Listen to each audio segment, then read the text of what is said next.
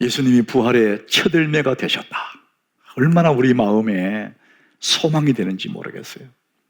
우리는 죽으면 끝이라고 생각했지만 그 죽음 너머에, 그 빈무덤 그 너머에 우리 예수님 부활하셔서 부활의 첫 열매가 되신 그 부활의 주님을 우리 경배하러 오셨는데, 오늘 그 주님을 경배하다가 그 부활의 주님이 다시 여러분의 마음속에 살아나는 역사가 있기를 주님 이름으로 축복합니다.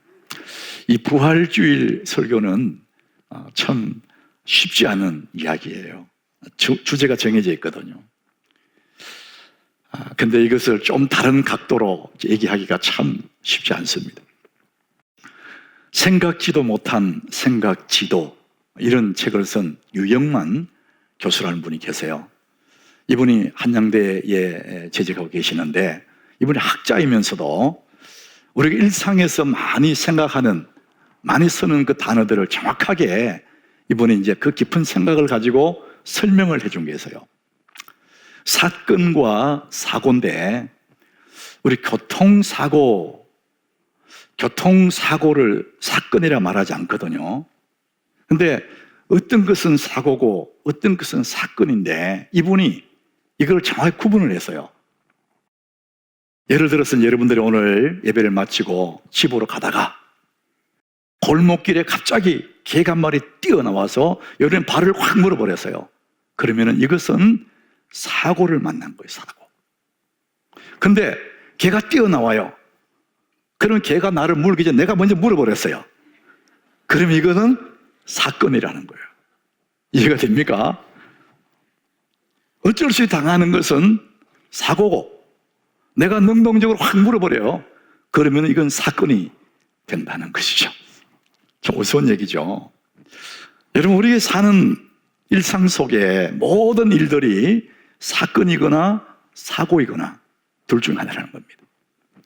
여러분, 우리 결혼해서 사는 여러분들, 어떤 사람은 사고로 결혼한 사람이 있어요. 사건으로 결혼한 사람도 있습니다. 여러분, 오늘 머리에 복잡해질 거예요. 나는 어떻게 결혼했지? 하여간 우리 일상의 모든 일들이 사건 아니면 사고라는 거예요. 오늘 저는 서두에 이 사건, 사고 얘기를 하는 이유가 있습니다. 예수님이 죽으시고 부활하신 그것은 사고가 아니에요. 하나님이 계획해 놓으신 빅피처, 하나님의 큰 사건이죠. 하나님이 계획하고 연출하고 결론을 만들어내신 아주 은혜롭고 신비로운 사건이 예수의 죽으심과 부활의 사건이라는 것입니다. 그래서 그것은 너무나 은혜롭고 신비로운 우리의 삶에 하나님의 큰 은혜로 다가오는 것이죠. 이 부활의 이야기, 이 부활의 약속은 성경에만 있는 것이 아니라 우리가 살고 있는 이 세상에도 이 부활의 흔적들이 산재해 있는 거예요. 요즘처럼 봄이 완년에 가는데 여러분, 나뭇가지에, 그 앙상하던 나뭇가지에 아주 푸른 삭이 올라오는 거 보십시오. 그것은 죽은 것 같은 그 나무가 생명을 삭히우지 않습니까? 이 부활의 흔적이거든요. 온 세상에 우리 구주 예수 그리스도의 부활의 흔적들이 충만하다는 것이죠. 우리 마음속에도, 예수를 믿는 사람들의 우리 마음속에도 주님의 그 부활의 흔적들이, 그 부활의 생명이 우리 속에 있는 것이죠. 여러분 가슴 속에 우리 구주 예수 그리스도의 그 부활의 생명이 넘치시기를 주님 이름으로 축복합니다. 자, 오늘 우리 요한복음과 고린도전서를 읽었는데, 요한복음 12장 24절, 오늘 말씀의 핵심인데 우리 같이 한번 읽어보겠습니다. 내가 진실로 진실로 너희에게 이르노니 하늘의 밀이 땅에 떨어져 죽지 아니하면 하늘 그대로 있고 죽으면 많은 열매를 맺느니라. 하늘의 밀이 죽어서 많은 열매를 맺는다는 거죠. 그래서 하늘의 밀은 너무나 작은 것 같고 미미하지만 거기에 많은 열매의 꿈이 들어있는 거죠. 자, 그래서 하늘의 밀 속에는 많은 열매의 꿈이 들어 있습니다. 그래서 그 한 알의 밀이 땅에 들어 죽으면서 수많은 열매를 맺고 푸르고 푸른 숲을 이루게 되는, 여기서 말하는 한 알의 밀은 예수님을 말씀하는 거거든요. 예수님이 죽어서 십자가에 죽어서 부활하심으로 그분이 첫 열매가 되시고 그를 믿는 천하만국의 수많은 사람들이 이제 신앙의 숲을 이루지 않습니까? 한 알의 밀이 땅에 떨어 죽으면 많은 열매를 맺는. 자, 그래서 이 한 알의 밀 속에는 수많은 열매의 꿈, 푸른 숲의 꿈이 들어 있는 것이죠. 자, 오늘 20절에 보니까 이제 본문이 이렇게 시작돼요. 명절에, 이 명절은 유대인의 유월절을 말합니다. 큰 절기거든요. 이 절기가 되면은 사방에 있는 하나님의 백성들이 예루살렘으로 몰려오는 거예요. 하나님 앞에 절기를 지키려고. 이제 그 중에 헬라 사람 몇이 있었답니다. 헬라는 지금의 그리스죠. 거기서도 이스라엘까지 예루살렘에 모여온 겁니다. 하나님을 경배하러. 자, 그들이 와서 그 다음 21절에 보니까 이 헬라 사람 몇이 갈릴리 베세다 사람 빌립에게 가서 청합니다. 왜 빌립일까? 학자들은 이 빌립은 그래도 예수님 12제자 중에서 헬라 말을 할 수 있는 그런 사람일 것이다, 이렇게 보는 거죠. 그래서 헬라 말로 빌립에게 청을 합니다. 예수님을 좀 만나게 해주십시오. 예수님을 배울까 하나이다, 이렇게 청을 했습니다. 자, 그랬을 때 예수님이 대답하시는데, 제자들이 가서 예수님, 헬라 사람 몇이 예수님 만나고 싶어 해요, 이렇게 말씀 드렸을 거 아니에요? 자, 그럴 때 예수님의 대답이 우리가 이해할 수 없는 대답을 하시는 거예요. 23절입니다. 예수께서 대답하여 이르시되 인자가 영광을 얻을 때가 왔도다. 보통 사람들이 예수님 만나고 싶어 합니다. 그러면은 그래, 조금만 기다리라 그래, 이렇게 말씀하시든지, 내가 지금은 바쁘니까 다음에 만나자 그래, 이게 우리의 상식적인 대답이지 않습니까? 그런데 예수님은 전혀 우리가 이해할 수 없는 대답을 하시는 거예요. 예수님, 만나고 싶어하는 사람들이 있어요. 그랬더니 인자가 영광을 얻을 때가 왔도다. 우리는 두 가지 의미로 이것을 해석할 수 있습니다. 먼저는 이 헬라 사람 몇이 이제 예수님 만나러 오셨거든요. 근데 이 헬라 사람 이몇을 전해 내려오는 구전에 의하면은 에데스다라는 그 왕국의 사신들이라는 겁니다. 에데스다 왕국이라는 그 왕국의 그 왕의 아들이 한센병에 걸렸대요. 자, 그러니까 왕이 자기 아들을 병을 고치려고 사방천지의 사람들을 불러 모으고 애를 썼는데도 그 병을 고칠 수가 없었어요. 그러다가 유대 땅에 예수의 소문을 듣게 된 거예요. 유대 땅에 예수라는 분이 있는데 그분은 소경의 눈을 뜨게 하고 죽은 자를 살리는 그런 능력을 가졌다. 그래서 사신을 보내서 그 예수님을 모시고 와라, 이제 이렇게 했다는 거죠. 그 사신들이 와서 예수님 좀 만나고 싶어요. 그때 예수님은 유대 나라 사람들이 예수님을 어떻게든 죽이려고 그렇게 애를 쓰는 그까지 다 알고 있었잖아요. 자, 그러니까 이 사람들이 예수님, 이렇게 위험한 곳에, 자칫하면 죽을 수 있는데 이런 곳에 있지 말고 우리와 함께 우리나라로 갑시다. 왕의 아들 병을 고치시면, 그것만 고치시면 평생 편하게 그렇게 살 수 있습니다. 이런 얘기를 한 거예요. 여러분, 땅에 있는 그 부귀영화라는 것이 이런 거잖아요. 우리가 모두가 수많은 사람이 바라는 것이 뭡니까? 잘 먹고 잘 사는 거지 않습니까? 자, 그 길을 이 사람들이 제시한 거죠, 예수님께. 자, 그것이 예수님의 대답 중에 하나가 포함되어 있어요. 또 다른 의미는 인자의 영광을 얻을 때가 왔도다. 이 의미는, 여러분, 우리 가만히 다른 말로 번역해 보면은 내가 이제 죽을 때가 이르렀다, 이런 의미가 포함되어 있어요. 24절을 보면 우리 분명히 알게 되잖아요. 내가 진실로 진실로 너희에게 이르노니 한 알의 밀이 땅에 떨어져 죽지 아니하면 한 알 그대로 있고, 죽으면 많은 열매를 맺지 않냐? 내가 안 죽으려고 세상에서 영광을 얻고 세상에서 추앙을 받고 잘 먹고 잘 사는, 안 죽으면 그 영광을 얻을 수 있겠지만 죽으면 많은 열매를 맺느니라. 예수님은 지금 땅에서 영광을 얻는 그 길을 선택하지 않고 죽어서 부활해서 수많은 영혼들을 살리는 그 길을 선택하시는 거죠. 예수님 마음속에 이제 그 마음이 들어있단 말이죠. 우리는 꽃이 피는 이 계절을 참 좋아합니다. 왜냐? 꽃은 향기롭고 화려하기 때문에. 우리는 이 꽃이 너무나 화려하고 아름답지만은 씨앗의 목적은 꽃이 아니잖아요. 씨앗의 마지막 목적은 열매 맺는 것이거든요. 예수님이 이 땅에서 꽃 피우고 사람들에게 칭송받고 영광을 누리는 것이, 그것이 주님의 하늘의 미랄의 목적 아니라는 것이죠. 그러니까 주님은 그것을 배격하시고 죽어서 열매 맺는 길을 선택하셨습니다. 예수님은 그래서 하늘의 밀이 땅에 떨어져 죽으면 많은 열매를 맺느니라 그 길로 가신 거죠. 히브리서 12장 2절에 우리는 그 근거를 보게 됩니다. 예수님이 어떤 분이냐? 우리 마지막 부분에 하나님 보좌 우편에 앉으셨느니라. 죽어서 그분이 부활하시고 하나님 보좌 우편에 하늘나라 스튜디오에 들어가신 거예요.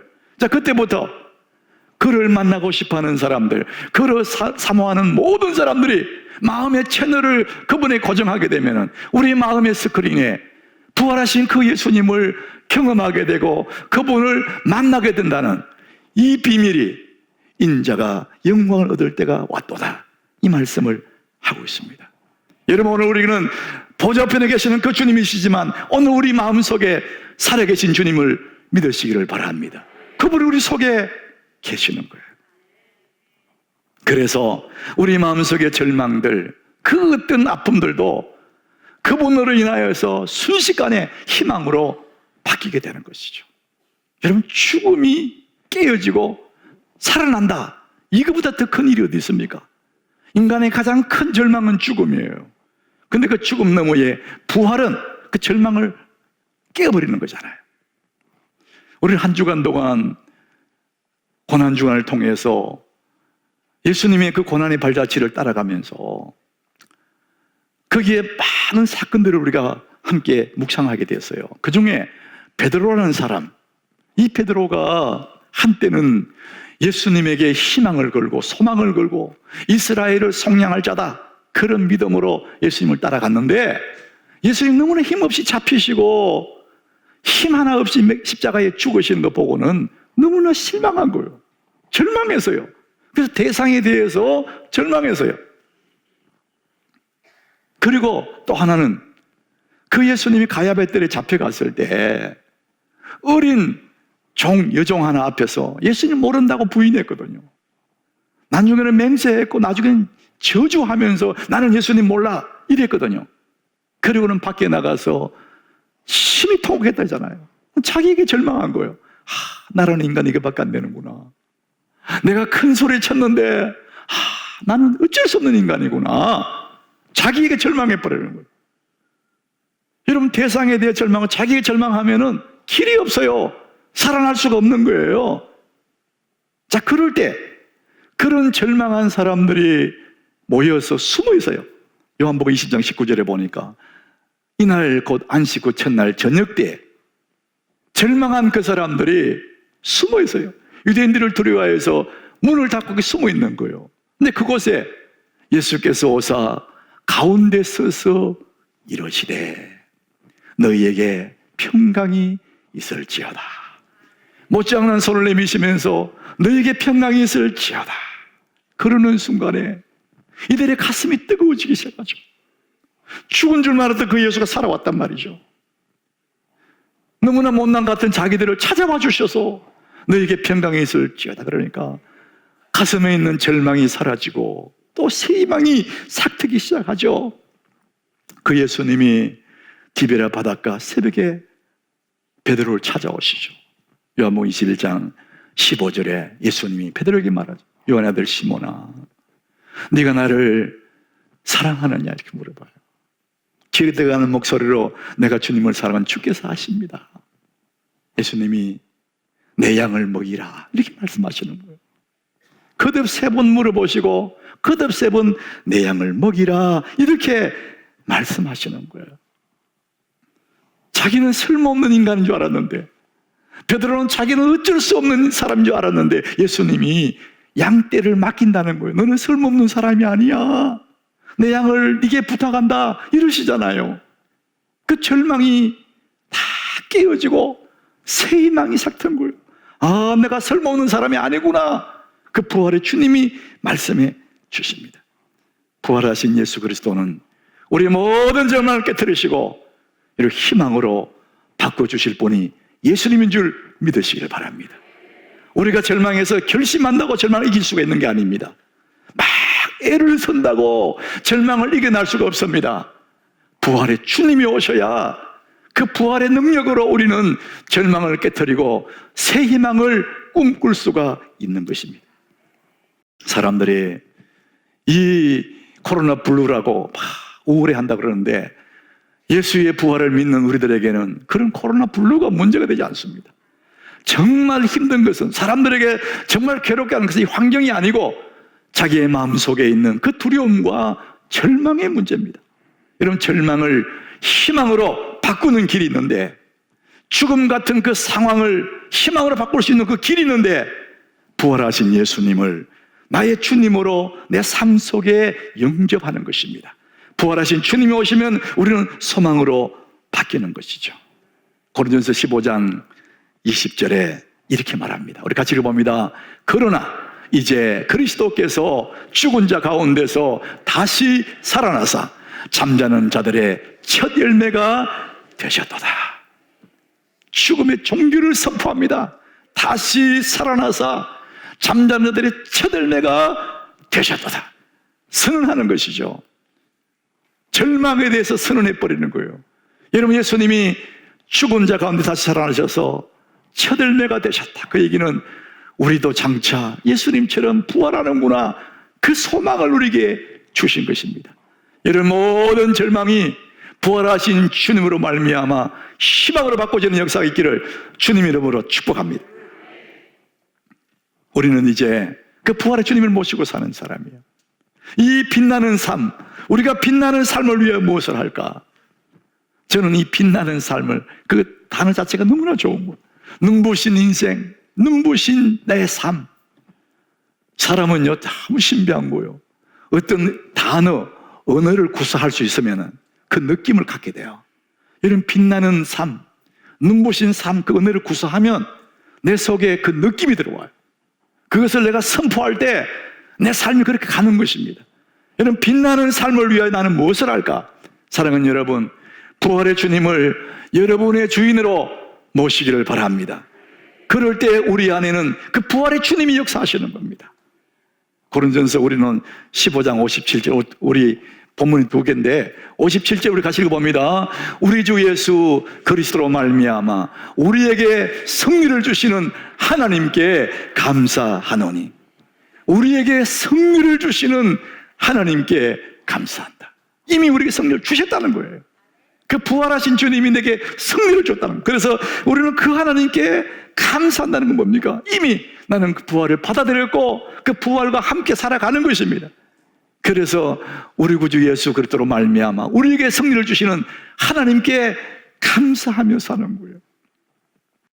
여러분, 땅에 이렇게 고물고물 기어가는 그런 애벌레들, 그럼 그 애벌레가 훗날에 나비가 되지 않습니까? 이 애벌레와 나비는 같은 유의 종이죠. 그런데 이 애벌레는 나뭇가지 하나 만나도 힘겨워요. 조그마한 돌멩이 하나 만나면 돌아가야 돼요. 근데 그 애벌레가 나비가 되는 순간에 나뭇가지가 문제가 아닙니다. 돌덩어리가 문제가 아니에요. 큰 산도 넘어갑니다. 큰 강도 그냥 넘어갑니다. 여러분, 우리가 예수를 믿는 믿음의 사람들은 바로 애벌레가 나비 되는 것 같은, 부활의 주님을 믿는 사람들에게는 나비 같은 참 자유가 있는 줄 믿으시기를 바랍니다.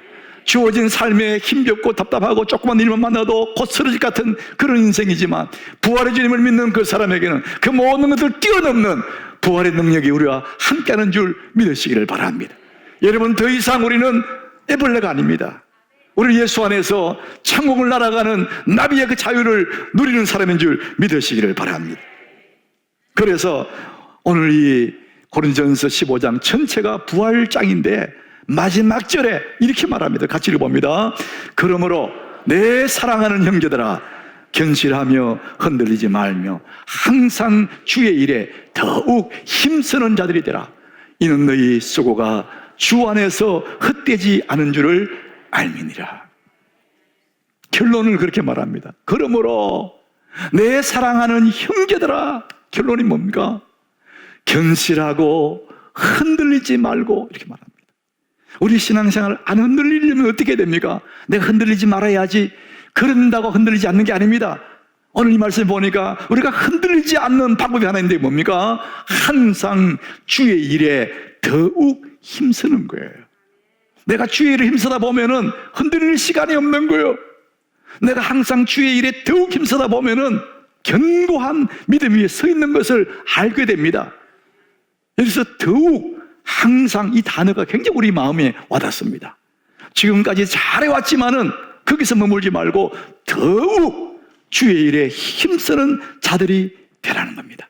멈추지 말라는 거예요. 자, 그러면 여러분, 주의 일이 뭘까요? 우리는 주님의 일 그러면은 목사가 되고 선교사가 되는 그것만 생각해요. 우리 한국 사람들이 은혜 받으면 가슴 뜨거움 다 신학교 갑니다. 그게 주의 길을 간다고. 여러분, 그것도 맞아요. 오늘 모든 사람들이 하는 말씀입니다. 이 말씀은. 그럼 다 목사가 될 건가? 다 선교사 될 건가? 그게 주의 일이냐? 그런 게 아니죠. 항상 주의 일에 더욱 힘쓰는 자들이 되라. 이 주의 일이 뭘까? 우리가 가장 힘써야 될 일, 더욱 힘써야 될 일 하나가 있습니다. 그 주의 일이 뭡니까? 예배하는 것입니다. 예배는 그리스도의 삶의 중심이에요. 우리의 삶에 예배를 빼면은 우리는 더 이상 그리스도인이 아닙니다, 여러분. 예배는 가장 중요하고 가장 기본이 되는 주의 일입니다. 이 예배에 여러분이 애를 쓰고 힘을 쓰셔야 됩니다. 밖에 차량 안내하는 것 주의 일 맞아요. 그러나 그보다 더 중요한 것은 예배하는 것입니다. 아이들을 가르치는 것 주의 일 맞습니다. 그러나 그보다 더 중요한 것은 예배하는 것입니다. 예배를 빼면은 나는 더 이상 그리스도인이 아니라는 겁니다. 우리가 믿음 위에 흔들리지 않고 견실하게 서 있는 비결이 뭐냐? 항상 주의 일에 더욱 힘쓰는데 가장 기본적으로 예배에 우리가 힘을 써야 됩니다. 우리 예배하는 그 사람에게는 흔들림이 없습니다. 견고하게 서 있을 수가 있는 것입니다. 푸른 숲은 하늘의 씨앗에서 시작합니다. 예수님은 하늘의 미랄로 땅에 떨어져 죽으셨습니다. 이제는 부활하신 그 주님이 주님 보좌우편에 계셨어요. 전 세계 천하만국에 구주 예수 그리스도를 믿는 사람들이 숲을 이루고 있습니다. 우리는 그 속에 한 사람입니다. 이 시대의 하늘의 미랄로 우리는 어떻게 살아가야 되는 것입니까? 오늘 부활하신 주님이 우리에게 당부합니다. 그러므로 내 사랑하는 형제들아, 주님이 당부합니다. 견실하고 흔들리지 말고 항상 주의 일에 더욱 힘쓰는 자들이 되라. 더욱 예배에 힘쓰는 자들이 되라. 이는 너희 수고가 주 안에서 헛되지 않은 줄을 알미니라. 우리가 주 앞에 경배하고 예배하고 더 하나님 앞에 예배하는 이것이 결코 헛되지 않다는 것입니다. 우리의 삶에 그 부활의 능력으로 하늘의 미랄처럼 하나님의 거대한 숲을 꿈꾸면서 오늘도 예배하는 것입니다. 살아계신 주님이 여러분과 함께 계시기를 주님 이름으로 축복합니다.